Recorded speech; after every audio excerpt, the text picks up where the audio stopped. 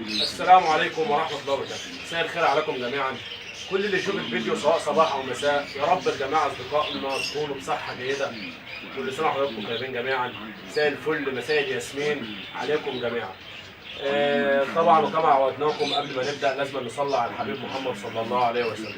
وإذا ما شئت في الدارين تسعد فأكثر من الصلاة على محمد. اللهم صل على محمد وعلى آل محمد يا حبيبي يا رسول الله. بفضل الله وصل دفعة جديدة من الدنيبة بتاعت العصافير. دنيبة البلدي من خير بلدنا. طبعا دنيبة درجة أولى، حاجة محترمة ما شاء الله. الشكاير جاية 50 كيلو، وزن الشكارة 50 كيلو. إن شاء الله هنفتح شكارة جديدة لزبائن المحل. وطبعا مش بنفتح حاجة على حاجة، الأدوم بيخلص بنفتح شغل جديد بفضل الله كل يوم جديد. والنصيحة اللي بنصحها لجميع مربيين الطيور كلهم، دايما حضرتك لازم تركز على الأكل الجديد من مصدر موثوق منه لصحة وسلامة الحاجة اللي عندك، من مصدر موثوق منه لصحة وسلامة الطيور اللي عندك. دايما لازم الأكل يكون دايما أكل جديد باستمرار، ما يكونش مركون مدة طويلة. الأكل لازم يتحط في حاجة كويسة وتقفل عليه طبعا عشان ما يقعش فيه أي أتربة وأي ميكروبات ولا أي حاجة. هنقول بسم الله الرحمن الرحيم وهنفتح الشكارة، بس هنشوف وزنها الأول على الميزان. المفروض إن هي 50 كيلو. فوق الشكارة 50 كيلو. طبعا الميزان مصفر اهو.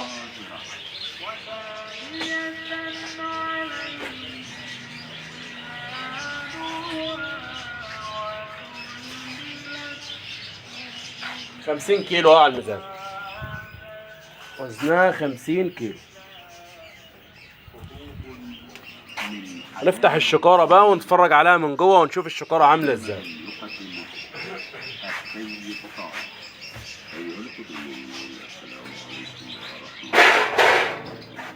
بسم الله الرحمن الرحيم.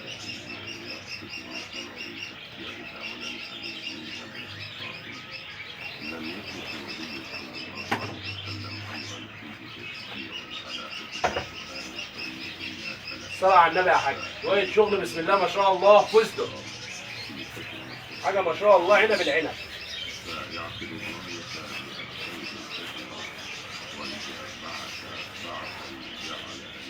اتفرج يا حاج. لوز يا حاج، اللوز دنابة عاملة ازاي؟ الله أكبر، حاجة بسم الله ما شاء الله.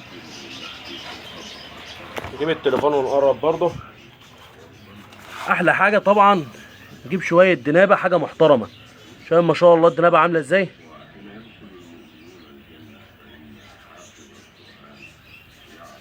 حاجة محترمة ما شاء الله، جودة عالية. أدا الشغل يا حاج، الشغل الطازة.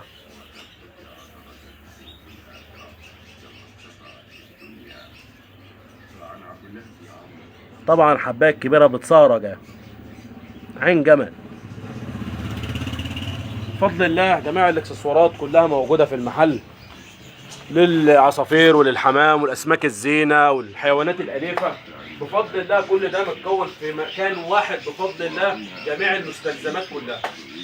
تحياتنا للجميع، ويا رب دايما تكونوا بخير وبصحة جيدة. اختصر الفيديو على قد كده.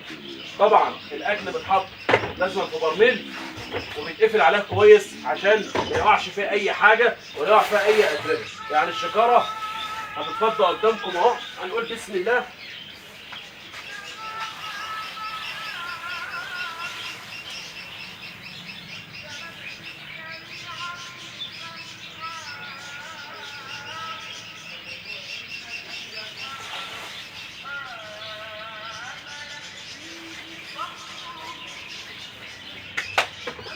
اقفل عليها كويس.